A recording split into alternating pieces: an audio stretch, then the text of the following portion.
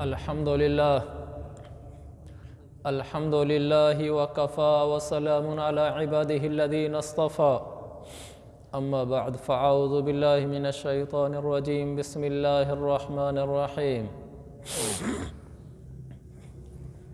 قل ان کنتم تحبون اللہ فاتبعونی یحببکم اللہ ویغفر لکم ذنوبکم واللہ غفور الرحیم صدق اللہ العظیم وقال رسول اللہ صلی اللہ علیہ وسلم لا يؤمن احدکم حتى يكون هواه تبعا لما جئت به او كما قال نبينا ورسولنا صلی اللہ علیہ وسلم رواہ البخاری فی الصحیح۔ میرے محترم بھائیوں اور دوستو، اللہ تبارک و تعالی نے کامیاب ہونے کے لیے سب سے بنیادی چیز نماز عطا فرمائی ہے۔ نماز کے بغیر کوئی کامیاب نہیں ہوتا، نماز کے بغیر کوئی کامیاب نہیں ہوتا، نہ آج تک ہوا نہ آئندہ کبھی ہوگا۔ اللہ نے جب کامیاب لوگوں کی لسٹ گنوائی تو پہلے نمبر پر جس کو رکھا وہ کہا قد افلح المؤمنون الذین هم فی صلاتهم خاشعون، جو نمازوں والے ہیں یہ کامیاب ہوں گے۔ لیکن کمال یہ ہے، حیران کن بات یہ ہے، نری نماز سے کامیابی نہیں ملتی۔ جیسی نمازیں ہم پڑھتے ہیں یہ نری نمازیں ہیں، خشوع خضوع والی نماز سے کامیابی ملتی ہے۔ اللہ نے یہ نہیں کہا کہ وہ ایمان والے کامیاب ہو گئے الذین هم یصلون، جو نمازیں پڑھتے ہیں، یہ نہیں کہا کہ الذین هم فی صلاتهم خاشعون، جو نمازوں میں دھیان سے کام لیتے ہیں، دھیان والی نمازیں پڑھتے ہیں۔ تو میں آج یہ نہیں کہنا چاہتا کہ ہم نمازیں پڑھا کریں، اس لیے کہ یہ تو سارے ہی سمجھتے ہیں کہ نماز پڑھنے سے کامیابی ہے، لیکن میرا موضوع یہ ہے کہ نماز پڑھنا اکیلا کافی نہیں ہے، صحیح نماز پڑھنا ضروری ہے۔ کہ کیسی نماز ہم پڑھیں کہ نماز ہماری قبول ہو جائے، اس کے لیے ضروری ہے کہ ہماری نمازوں میں دھیان ہو، ہمارا رخ اللہ کی طرف ہو نماز کے دوران۔ اور وہ کیسی نماز ہے جس میں نماز کے اندر الفاظ کے ساتھ ہماری دماغ کی توجہ چل رہی ہو، جو الفاظ زبان سے نکل رہے ہیں دماغ میں بھی وہی الفاظ چل رہے ہوں، ایسی نمازوں سے اللہ راضی ہوتا ہے اور کامیابی ملتی ہے۔ لیکن ایسی نمازوں سے آج مسجدوں کی مسجدیں خالی ہیں، گھروں کے گھر نہیں کہہ رہا، گھر تو بہت سارے ہیں جو نمازوں سے خالی ہیں، لوگ نماز ہی نہیں پڑھتے۔ میں مسجد کہہ رہا ہوں جو ہے ہی نمازوں کی جگہ، مسجدوں کی مسجدیں خالی ہیں ایسی نمازوں سے۔ دکھ ہے کہ ہم وہ نماز چھوڑ گئے جو نماز اللہ کے رسول صلی اللہ علیہ وسلم ہمیں دے گئے تھے۔ آپ نے کیا فرمایا؟ صلو کما رأیتمونی اصلی، ایسے نماز پڑھنا جیسے میں پڑھتا ہوں۔ آپ کیسے پڑھتے تھے؟ آپ جیسی نماز تو کمال، حتی ورمت قدماہ، آپ ایسے کھڑے ہوتے تھے نماز میں، کھڑے کھڑے پاؤں سوج جاتے تھے، پاؤں میں ورم آ جاتا تھا کہ ایسی پڑھو جیسے میں پڑھتا ہوں۔ اور ہم نے ویسی پڑھی جیسے اللہ کے نبی علیہ السلام نے نہیں پڑھی تھی۔ آپ نے سمجھایا، نئے نئے مسلمان ہوتے تھے، نماز پڑھتے تھے، بخاری کی حدیث ہے، آپ کے پاس مشہد نبی میں تھے، ایک آدمی آیا، اس نے نماز پڑھی، آپ نے اس کی نماز کو دیکھا، جب آپ کے پاس آیا حالانکہ وہ نماز پڑھ کر آ رہا ہے، آپ نے فرمایا ارجع فصلی فإنک لم تصلی، جا نماز دوبارہ پڑھ، تو نے نماز نہیں پڑھی۔ اس نے تو پڑھی تھی نماز، یہ کیوں کہا؟ اس نے ویسے نہیں پڑھی تھی جیسے اللہ کے نبی نے پڑھی ہے۔ اس نے کیا غلطی کی تھی؟ کیا کوئی رکعت چھوڑ دی تھی؟ نہیں۔ کیا کوئی رکوع سجدہ چھوڑا تھا؟ بالکل نہیں، کچھ نہیں چھوڑا تھا۔ کیا پڑھ کیا تھا؟ نیا آدمی تھا، اس نے نماز تیز تیز پڑھی تھی۔ تو آپ نے فرمایا جاؤ دوبارہ پڑھو، دوبارہ پڑھ کے آیا، اس کو پتہ نہیں چلا غلطی کیا ہوئی ہے، اس نے تو ویسے پڑھنی تھی جیسے ہم پڑھتے ہیں۔ تو اللہ کے نبی نے فرمایا جاؤ نماز دوبارہ پڑھو، نماز نہیں ہوئی۔ تیسری دفعہ پھر آپ نے فرمایا ارجع فصلی فإنک لم تصلی، جاؤ نماز دوبارہ پڑھو، نماز نہیں ہوئی۔ جب 3 دفعہ ہو گیا تو چوتھی دفعہ کہنے لگا یا رسول اللہ اب خود سمجھا دیں، مجھے سمجھ نہیں آ رہی، آپ نے بھی ہمیں سمجھانے کے لیے اور اس کے ذہن نشین کرنے کے لیے پہلی دفعہ نہیں بتایا تھا، تاکہ بعض ذہن میں بیٹھ جائے کہ کیا ایسی وجہ ہے کہ نماز پڑھنے کے باوجود بھی نہیں پڑھی جا رہی۔ آپ نے پھر اس کو بتایا کہ رکوع کے بعد سیدھے کھڑے نہیں ہوتے تھے، رکوع جو کیا تو ٹھک سجدے میں گئے، سجدے کے بعد پھر آرام سے اٹھ کر بیٹھتے نہیں تھے، تم نے سجدہ کیا، ٹھک سے دوسرا سجدہ کر دیا، سر اٹھایا پھر نیچے سر مار دیا، کہ یہ غلطی کی ہے جس سے نماز نہیں ہوئی۔ میرے عزیز بھائیو، ہمیں ان نمازوں کی ضرورت ہے، رکوع کے بعد سیدھا کھڑا ہونا، سجدے کے بعد سیدھا اٹھ کر بیٹھ جانا، آرام سے نماز پڑھنا، ان نمازوں سے کامیابیاں ملتی ہیں۔ ورنہ آدمی نماز پڑھ کر ہٹتا ہے تو ایک فرشتہ آتا ہے، وہ نماز لے کر اس کے منہ پہ مار دیتا ہے، اور وہ گندے کپڑے میں لپیٹ کر نماز منہ پہ مار دی جاتی ہے، نماز بد دعا دیتی ہے، ضیعک اللہ کما ضیعتنی، جیسے تو نے مجھے برباد کیا ایسے اللہ تجھے برباد کرے۔ یہ تو نے نماز پڑھی ہے، اللہ کے سامنے تو کھڑا ہوا ہے، تو کبھی نماز میں داڑھی سے کھیلتا ہے، کبھی نماز میں ادھر ادھر آنکھوں سے دیکھ لیتا ہے، کبھی کہیں پہنچا ہوتا ہے، کبھی تیرا ہاتھ کہیں پہنچا ہوتا ہے۔ بادشاہ کے سامنے ایسے کھڑے ہوتے ہیں؟ ایسے تو نہیں کھڑے ہوتے۔ جب آدمی بادشاہ کے سامنے آتا ہے تو پھر ادب آداب بجا کے لاتا ہے۔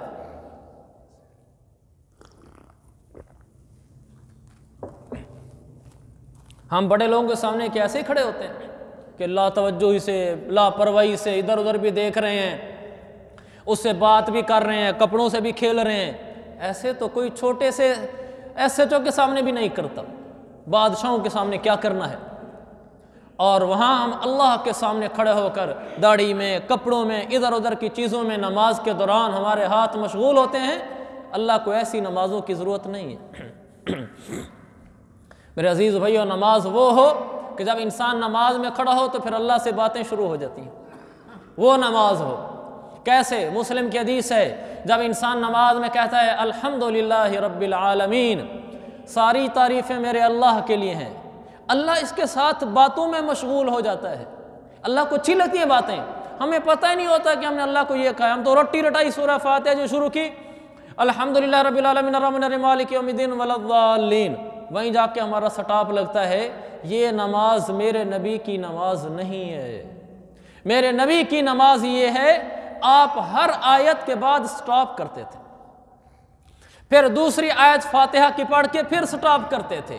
آپ سورہ فاتحہ کو یوں پڑھتے تھے، اسی لیے مسلم کی حدیث میں ہے جب وہ الحمدللہ رب العالمین کہہ کر رکتا ہے، سانس لیتا ہے، ٹھہرتا ہے، پھر اللہ اس سے بات کرتا ہے۔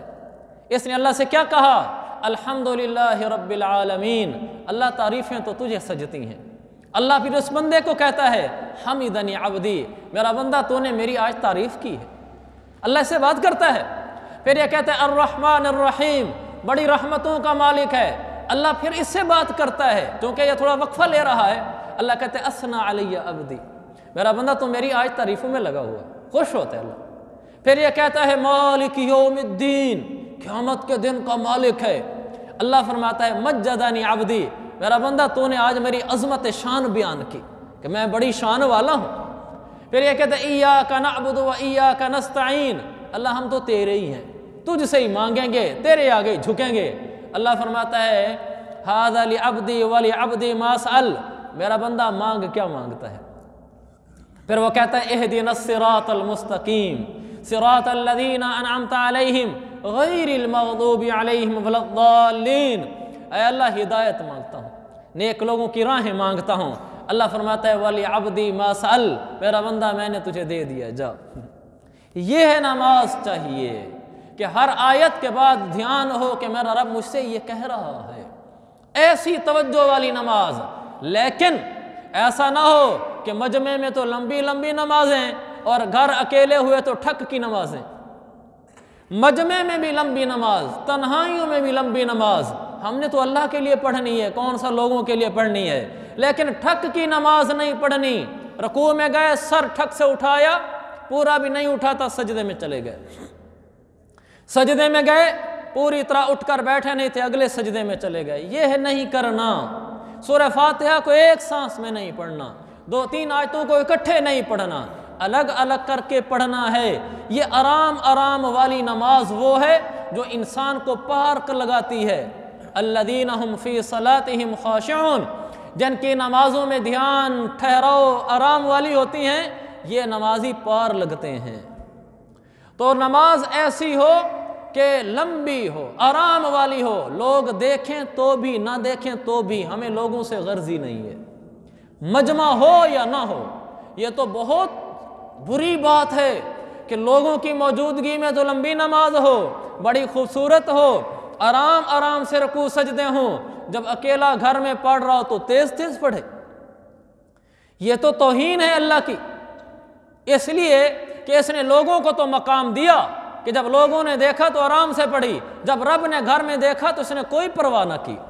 اس کو میرے نبی نے فرمایا من احسن الصلاۃ ویراہ الناس، لوگ دیکھ رہے ہوں نماز اچھی پڑھے، پھر فرمایا لوگ نہ دیکھ رہے ہوں نماز کو برا کر کے پڑھے۔ میرے آقا علیہ الصلوۃ والسلام نے فرمایا تلک استہانۃ استہان بہا ربہ، اس نمازی نے رب کی توہین کر ڈالی ہے، اس نے رب کی شان کو نہیں پہچانا کہ مجمع میں تو آرام سے اچھی پڑھتا ہے، لوگوں کی شان اور عظمت اس کے دلوں میں ہے، اکیلے تنہائی میں جب رب اس کو دیکھتا ہے، رب کی کوئی شان نہیں ہے کہ تیز پڑھ دیتا ہے، رب کی کوئی حیثیت نہیں ہے۔ میرے آقا نے فرمایا استہان بہا ربہ، اس نے رب کی توہین کی ہے۔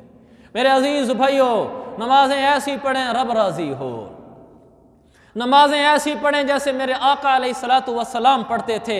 وہ نمازیں وہ تھیں جن نمازوں میں تیزی نہیں تھی، جن نمازوں میں ٹھہراؤ تھا، جو نمازیں آرام آرام سے پڑھی جایا کرتی تھیں۔ یہ وہ نمازیں تھیں جن نمازوں پر آسمان سے مدد کے لیے فرشتے اترایا کرتے تھے۔ یہ وہ نمازیں تھیں جن نمازوں کے پڑھنے سے اللہ نظام زندگی بدل دیا کرتا تھا۔ آج بھی اگر میری آپ کی نماز ایسی ہو جائے، ٹھہراؤ والی ہو جائے، فرض نماز بھی نفل نماز بھی، پھر دیکھنا آج بھی آسمان سے فرشتے اتر سکتے ہیں۔ ایک تاجر تھا، تجارت کے لیے آتا تھا، یتجر من بلاد الشام الی المدینہ ومن المدینہ الی بلاد الشام، مدینہ سے ملک شام جاتا، ملک شام سے مدینہ آتا۔ تو ایک دفعہ واپس آ رہا تھا، عرض لہ لص، راستے میں چور پڑ گیا، ڈاکو تھا، تو اس نے کہا نیچے اتر۔ جب نیچے اترا تو اس کو قتل کرنے لگا، تو اس تاجر نے کہا المال مالک، مال لے لے تیرا ہے، میں کچھ نہیں کہتا، مجھے میری جان چھوڑ دے۔ اس نے کہا ہاں المال مالی وانما اريد نفسک، مال تو میں ویسے ہی چھین لوں گا، مجھے تیری جان چاہیے، پہلے تجھے قتل کروں گا پھر مال اٹھاؤں گا۔ اس نے بڑی منت کی تو وہ ڈاکو نہیں مانا، تو اس نے ڈاکو سے کہا اچھا مجھے 2 رکعت پڑھنے دے، میں اپنے مولا کو پکار لوں پھر قتل کر دینا۔ اس نے کہا چل پڑھ جلدی کر۔ اس کو شاید وہ ڈاکو سمجھا ہوگا ہم جیسا نمازی، وہ نکلا تھا صحیح نمازی، اس نے جو نیت باندھی 2 نفل پڑھے آرام سے، پھر اس کے بعد ہاتھ اٹھا کے اس کو پکارا جو ہر پکار پہ لبیک کہتا ہے۔ اگر کوئی پکارنے والا ہو، سنتا بھی ہے سوال وہ، دیتا بھی ہے جواب، غافل ہے تو کہ دل سے پکارا ہی نہیں ہے، اس کے سوا جھکائے کہیں بھی بشر جبیں، یہ بات کبریا کو گوارا ہی نہیں ہے۔ وہ سنتا ہے لیکن کوئی مانگنے والا ہو، وہ دیتا ہے کوئی تڑپنے والا ہو، ہم تو مائل بکرم ہیں کوئی سائل ہی نہیں، راہ دکھلائیں کسے کوئی راہ رو منزل ہی نہیں، وہ تو دکھلانا چاہتا ہے راہ، کوئی راہوں پہ چلنے والا تو ہو، وہ تو آہیں سننا چاہتا ہے کوئی آہیں بھرنے والا تو ہو، ہم ہی پیچھے ہو گئے، ہم نے ہی اس کو نہ پکارا، ورنہ وہ تو آج بھی کہتا ہے ادعونی استجب لکم، او مجھے پکارو میں لبیک کہوں گا، قرآن ہے۔ اس نے 2 نفل پڑھے اور اس کے بعد ہاتھ اٹھا دیے، کہنے لگا یا ودود، اے محبت کرنے والے، یا ذل عرش المجید، اے عرشوں کا مالک، یا فعال لما یرید، اے وہ ذات جس کے ارادے کا نام وجود ہے، جو وہ چاہتا ہے وہ کر گزرتا ہے، اے ہمارے اللہ، یا مبدئ یا معید، اے ہمیں پیدا کرنے والے، اے ہمیں دوبارہ پیدا کرنے والے، قیامت والے دن اللہ کو پکارتا رہا، یا مغیث اغثنی، یا مغیث اغثنی، یا مغیث اغثنی، 3 دفعہ کہا، اے فریاد رسوں کہ اے فریادیوں کی فریاد رسی کرنے والے، آج میں فریادی ہوں، میری فریاد رسی کر، میری مدد کو آ جا۔ 3 دفعہ جب کہا اے مدد کرنے والے مدد کر، جب تیسری دفعہ اس نے کہا یا مغیث اغثنی، اے غوث، اے مدد کو آنے والے آج میری مدد کو آ جا، تیسری دفعہ زبان سے نکلا اے مدد کرنے والے، اتنے میں ایک شاہ سوار گھوڑے پہ نیچے اترتا ہوا نظر آیا۔ اس کے ہاتھ میں نیزہ تھا، اس نے زور سے نیزہ مارا، اس ڈاکو کو دھڑام سے نیچے جا گرا۔ جب نیچے جا کر گرا تو وہ پیچھے واپس ہٹنے لگا شاہ سوار، تو اس نمازی نے اس کو پکڑ لیا، کہا بتاتے تو جاؤ کہ ہو کون؟ کہا انی ملک من السماء ثالثہ، کہا تیسرے آسمان کا فرشتہ ہوں۔ کیسے آنا ہوا؟ کہا جب تو نے یہاں سے نکال کے پکارا، جب تو نے پہلی دفعہ کہا یا مغیث، اے مدد کرنے والے میری مدد کو آ، سمعنا لابواب السماء قعقعۃ، ہم نے دیکھا کہ آسمان کے دروازوں میں جھنکار کی آواز ہے۔ پھر جب تو نے دوسری دفعہ پکارا فلما دعوت الثانیہ، تو نے دوسری دفعہ کہا اے ہماری مدد کرنے والے مدد کو آ، تو ہم نے دیکھا آسمان کے دروازوں میں سے چنگاریاں آ رہی ہیں کہ نیچے کوئی دکھی ہے۔ جب تو نے تیسری دفعہ کہا تو پھر میں نے اللہ سے کہا اے اللہ من ھذا المکروب، اس دکھی کی مدد کے لیے میری تشکیل فرما، مجھے بھیج، میں جانا چاہتا ہوں۔ اللہ نے فرمایا جا۔ کہ تیری تیسری دفعہ یا مغیث کہنا تھا، میں 7ویں آسمان سے پہلے آسمان کو کراس کر کے زمین پہ پہنچ چکا تھا۔ یہ وہ رب ہے کہ جب اس کو کوئی پکارنے کے لیے ہاتھ اٹھاتا ہے پھر وہ نہیں دیکھتا پکارنے والا کون ہے، وہ یہ دیکھتا ہے پکارا تو مجھے ہے، پھر آسمان سے فرشتے اتار دیتا ہے۔ میرے عزیز بھائیو، آج بھی کوئی اللہ کو پکارے تو وہ اللہ سننے کو تیار ہے، اسی کو ہم پکاریں گے، اسی کی طرف ہم دوڑیں گے، اسی کے آگے لو لگائیں گے، پھر دنیا بھی ہماری آخرت بھی ہماری۔ ترمذی کی حدیث ہے من کانت لہ حاجۃ الی اللہ او الی احد بنی آدم، جس انسان کو کوئی کام پڑ جائے، کس سے؟ کہا اللہ سے کام ہو یا لوگوں سے کام ہو۔ اللہ سے کام ہے کہ اللہ بخشش فرما، لوگوں سے اسباب کے درجے میں یہ کام ہے کہ اللہ فلاں کے پاس جا رہا ہوں میری نوکری لگا دے، فلاں کے پاس جا رہا ہوں میرا قرضہ مجھے واپس کر دے، فلاں کے پاس جا رہا ہوں میری بات مان جائے۔ دنیا کے جو کام ہوتے ہیں، اللہ کے نبی نے فرمایا جس آدمی کو کوئی کام ہو بھلا جس سے ہو، چاہے عرش والے سے ہو چاہے فرش والے سے ہو، کام ہو اس کو تو کیا کرے؟ فرمایا فلیصلی رکعتین، 2 رکعت نماز کی نیت باندھے۔ میرے عزیز بھائیو، میں آپ کو صلاۃ الحاجت بتا رہا ہوں کہ ہمارے کام کیسے بنتے ہیں، کہاں سے بنتے ہیں، کس طریقے سے بنتے ہیں۔ ہمارے کام زمینوں سے نہیں بنتے، جائیدادوں سے نہیں بنتے، لوگوں سے نہیں بنتے، ہمارے کام آسمان والا بناتا ہے، عرش والا بناتا ہے۔ اللہ کے نبی علیہ السلام ہمیں وہ طریقے بتا گئے جن طریقوں سے لوگوں کے کام بنتے تھے، بنتے ہیں اور بنیں گے۔ آپ نے فرمایا جس کو کوئی کام ہو، اللہ سے ہو یا لوگوں سے ہو، 2 رکعت نماز پڑھے۔ پھر پہلے فرمایا وضو کرے، فَأَحْسَنَ الْوُضُوءَ، اچھے طریقے سے وضو کرے، ثُمَّ لْيُصَلِّ رَكْعَتَيْن، 2 رکعت نماز نفل پڑھے۔ نفل کون سے؟ صلاۃ الحاجت کے۔ تو وہ کیسے پڑھنے ہیں؟ جیسے عام نفل پڑھتے ہیں، اسی طریقے سے 2 نفل پڑھے۔ 2 نفل پڑھ کر پھر آپ نے فرمایا فَلْيُثْنِ عَلَى اللَّهِ، پھر یہ نمازی اللہ کی تعریف کرے دعا مانگنے سے پہلے کہ اے ہمارے مالک، اے ہمارے خالق، ماں سے زیادہ محبت کرنے والے، زمین و آسمان کے رب، اللہ کی تعریفیں کرے، جو اس کو اپنی زبان میں بولنا آتا ہے اللہ کی تعریف کرے۔ اور پھر اس کے بعد فرمایا فَلْيُصَلِّ عَلَيَّ، پھر مجھ محمد مصطفیٰ علیہ السلام پر درود پاک بھیجے۔ پھر آپ نے آگے الفاظ سکھائے عزائم المغفرہ، گناہوں کو معاف کرنے والے فلاں، آپ نے فرمایا یہ دعا مانگے اللہ سے۔ ابن ماجہ کی روایت ہے کہ اللہ کے نبی نے فرمایا لِيَسْأَلْ مِنْ أَمْرِ الدُّنْيَا وَالْآخِرَةِ مَا شَاءَ، پھر اللہ سے جو چاہے مانگے، جو چاہے مانگے، فَإِنَّهُ يُقَدَّرُ، اللہ عطا فرمائے گا۔ کوئی کرے تو صحیح، کوئی آئے تو صحیح، اللہ تو دینا چاہتا ہے، ہم ہی نہیں مانگنے والے۔ ہم اس کو پکاریں گے جب اللہ دیکھے گا کہ اس کے دل میں سوائے میرے اور کوئی نہیں بستا، یہ کہتا ہے اسی سے مانگوں گا، پھر وہ آسمان سے فیصلے اتار دے گا۔ ہم اللہ سے کہیں گے کس سے مانگیں، کہاں جائیں، کدھر دیکھیں، تیرے سوا حاجت روا کون ہے؟ تو ہی تو سب کچھ ہے، سب کا داتا ہے تو، سب کو دیتا ہے تو، تیرے سوا تیرے بندوں کا اور کون ہے؟ ایک اللہ ہے اور کوئی نہیں ہے، ہم اسی کو پکاریں گے۔ جب اوپر والا دیکھے گا نیچے والے کی دل کی سوئی مجھ پہ اٹکی ہے تو پھر وہ اپنی مدد کو اتار دے گا۔ ابراہیم علیہ السلام کو آگ میں ڈالا گیا، ابھی ڈالا جانا تھا، فرشتہ آیا، کہا میری کوئی ضرورت؟ تو کیا کہا؟ کہ اما الیک فلا، ضرورت ہے مگر تیری نہیں ہے، ضرورت ہے مجھے آج کہ مجھے آگ میں پھینک رہے ہیں لیکن تیری نہیں ہے۔ کس کی ہے؟ کہ حسبی اللہ و نعم الوکیل، میرا اللہ مجھے کافی ہے۔ ہم اسی کو پکاریں گے۔ جب دل کی سوئی اتنی پختہ ہوئی کہ درمیان سے فرشتوں کو بھی نکال دیا، سیدھا اللہ کو پکارا، اللہ نے بھی مدد کرنے کے لیے فرشتوں کو ہٹا دیا۔ ڈائریکٹ اللہ کا حکم آیا کہ یا نار، اے آگ، میں فرشتہ نہیں بھیج رہا، میں رب خود تجھے کہتا ہوں کونی بردن و سلامہ، ابراہیم آ رہا ہے، تکلیف نہ دینا، و سلامہ، راحت پہنچانا، علی ابراہیم، میرا خلیل آ رہا ہے۔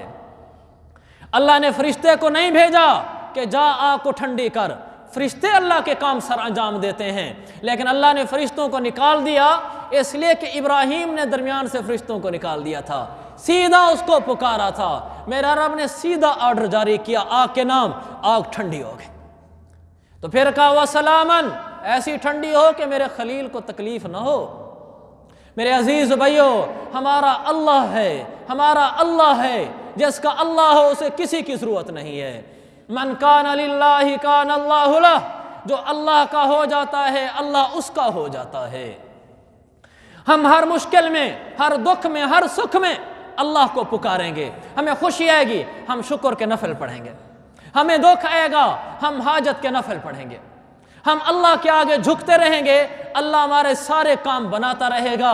جب اللہ کا در چھوڑ دیں گے پھر در بدر کی ٹھوکریں کھانے کے علاوہ کچھ بھی مقدر نہیں ہوگا۔ ایک اللہ ہے جس کے آگے اللہ فرماتا ہے فَفِرُّوا إِلَى اللَّهِ، لوگو اللہ کی طرف دوڑ لگاؤ نا۔ فَأَيْنَ تُؤْفَكُونَ فَأَيْنَ يُؤْفَكُونَ، قرآن 20ویں جگہ کہتا ہے ارے کہاں بھاگے جا رہے ہو اللہ کو چھوڑ کر، تمہارا اللہ موجود ہے، تمہیں اور کس چیز کی ضرورت ہے؟ تم اس اللہ کو کیوں نہیں پکارتے جو سارے مسائل حل کرتا ہے؟ سفیان ثوری بیت اللہ میں مطاف میں لیٹے ہوئے تھے، ابو جعفر منصور عباسی دوسرا بادشاہ ہے، وہ ظلم ڈھائے، خوبیاں بھی تھیں لیکن ظالم بھی تھا۔ ابو جعفر منصور آ رہا تھا مکہ کی طرف، تو کسی نے اس کو کہا کہ سفیان ثوری جو تیرے خلاف کلمہ حق بولتا ہے وہ ادھر مکہ میں ہے۔ تو ابو جعفر منصور خوش ہو گیا، اس نے کہا وہ تو مل نہیں رہا تھا میرے خلاف بولنے والا، تو اس نے وہیں سے آرڈر جاری کر دیا، خود مکہ نہیں آیا تھا، کہ جاؤ جہاں سفیان ملے تو اس کو کیا کرو، کہا اس کو پکڑو اور اس کو سولی پہ چڑھا دو، وہیں پہ سولی پہ چڑھا دو، میرے آنے سے پہلے سفیان سولی پہ چڑھا ہوا ہو۔ سفیان ثوری مطاف میں لیٹے ہوئے تھے، تو ان کے پاؤں ایک ولی کامل کی گود میں، فضیل بن عیاض کی گود میں، اور سر دوسرے ولی کامل کی گود میں، سفیان بن عیینہ کی گود میں، ایسے لیٹے ہوئے تھے۔ ایک دم آدمی دوڑتا ہوا آیا، کہ حضرت ابو جعفر منصور نے آپ کے خلاف وارنٹ جاری کر دیے ہیں، قم بنا واختف بنا ولا تشمت علینا الاعداء، کہ حضرت آپ اٹھ کے چلے جائیں، ہماری آنکھوں کے سامنے آپ کو پکڑ لیں گے، ہمیں تکلیف ہوگی۔ وہ پھر بھی لیٹے رہے، پھر کسی نے کہا جی وارنٹ جاری ہو چکے آپ چھپ جائیں، وہ نہیں اٹھے۔ جب تیسری دفعہ کسی نے کہا نہ اٹھو تو کہیں چھپ جائیں، کہا من کان للہ کان اللہ لہ، کہا جو اللہ کا ہو جاتا ہے اللہ کا ہو جاتا ہے، ہمیں اس کا کیا ڈر ہے۔ اٹھے، کہیں نہیں چھپے، کدھر گئے؟ بیت اللہ کی دیوار کے پاس گئے، اور ایسے پردہ پکڑا، لوگ ساتھ کھڑے ہیں، پردہ پکڑ کر کہا کہ وَرَبِّ هَذِهِ الْكَعْبَةِ لَا يَدْخُلُهَا الْمَنْصُورُ، کہ اس کعبہ کے رب کی قسم منصور یہاں داخل بھی نہیں ہو سکتا، مجھے کیا پکڑوانا ہے اس نے۔ بس یہ کہنا تھا، اس کی سواری پہنچی تھی حجون مقام تک، مکہ سے تھوڑا پہلے کی جگہ ہے، وہاں ہی اس کی سواری گری اور نیچے گرا اور وہیں تڑپ کے مر گیا۔